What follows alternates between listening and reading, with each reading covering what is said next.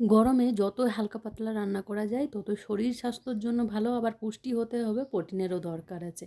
এমন কি খাবার বানায় যে খাবারের মধ্যে সব কিছু পাবো আর হালকা পাতলাও হবে। দেখে নাও ঝটপট করে এই রেসিপিটা বাচ্চা বড় বুড়ো সবাই খেতে পারবে, যাদের সুগার তারাও খেতে পারবে, কেন কি এইখানে কোনো রকম আলুর ব্যবহার করা হয়নি। ওই জন্য যাদের সুগার আছে তারাও অনায়াসে খেতে পারবে। চলুন তাহলে ভিডিওটা শুরু করি তাড়াতাড়ি করে।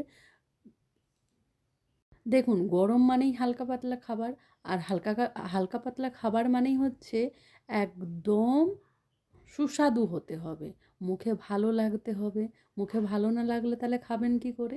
এবার বাচ্চা বড় সবারই প্রিয় খাবার বানাতে গেলে একটা মাথার মধ্যে অনেক টেনশন, তাও আবার মশলা ঝাল ছাড়া, তেলও কম দিতে হবে।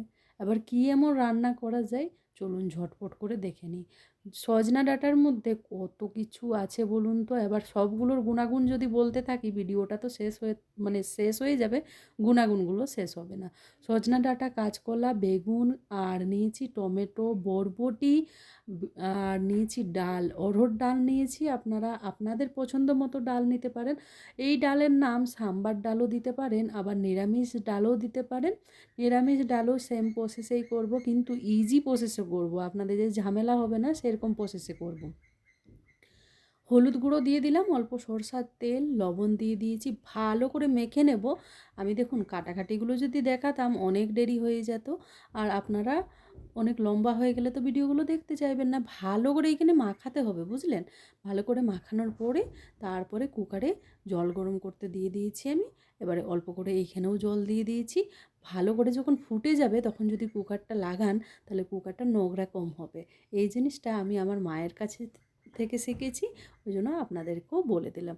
আপনাদের যদি ইচ্ছে হয় অবশ্যই এরকম প্রসেসে রান্না করবেন, কুকারটা একদমই নোংরা হবে না। এবার ডাল তো হয়ে গেল, অল্প তেল দেব, দেখে নিন, একদম জাস্ট অল্প তেল, 1 চামচের মতন তেল দিয়েছি। কারি পাতা, শুকনো জিরা ফোড়নে দিয়ে দিলাম, আর দিব অল্প সম্বার মশলা, সেটাও আবার ঘরে বানানো, বাজার থেকে কেনা না। এই রেসিপিটা না হয় অন্য কোনো দিন নিয়ে আসবো। এবারে সব সবজি ঢেলে দিলাম।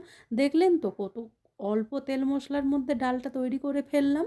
একবার বানিয়ে বাড়িতে বানান, আর সবার যদি না পছন্দ হয় কমেন্ট বক্সে এসে আপনারা জানাবেন, সবার প্রিয় ডাল হয়ে উঠবে।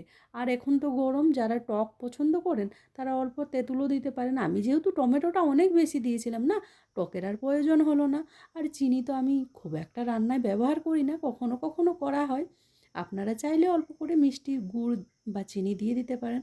দেখা হচ্ছে খুব তাড়াতাড়ি আপনাদের সাথে নতুন একটা ভিডিওতে। টাটা।